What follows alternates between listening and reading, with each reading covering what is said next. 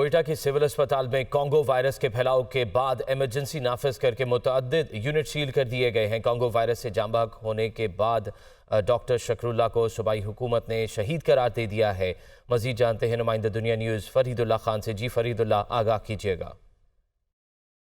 की ward number 1 medical ward जो है उसमें नंबर को कॉन्गो वायरस अचानक से फैल गया था। इस वबा के बायस जो थे 11 डॉक्टर थे, 2 स्टाफ नर्सें थी, एक फार्मासिस्ट और एक पैरामेडिक स्टाफ का अपना मुतासिर होते 15 अफराद को फौरी तौर पे जो है इलाज के लिए यहाँ से कराची मुंतकिल कर दिया। जहाँ कराची मुंतकिल किया वहाँ एक डॉक्टर जो था डॉक्टर शकरुल्लाह जो था ज़ेर इलाज थे, वो इंतकाल कर गए हैं। उसके बाद जो हुकूमत बलूचिस्तान है उन्हें शहीद करार दे के उनके जितने भी लवाकिन हैं उनको जो भी शहीद की मरात है वो देने का ऐलान किया है। सिविल अस्पताल में ये वबा कैसे फैली, वार्ड में मरीज़ कौन था, किसके थे, बकायदा पिछले पूरे एक महीने के जो यहाँ पेशेंट्स आए हैं उनका तमाम का रिकॉर्ड निकलवा लिए गए। उन तमाम के जो रिकॉर्ड से चेकिंग की जा रही, किस मरीज़ में ऐसे सिम्टम पाए गए थे।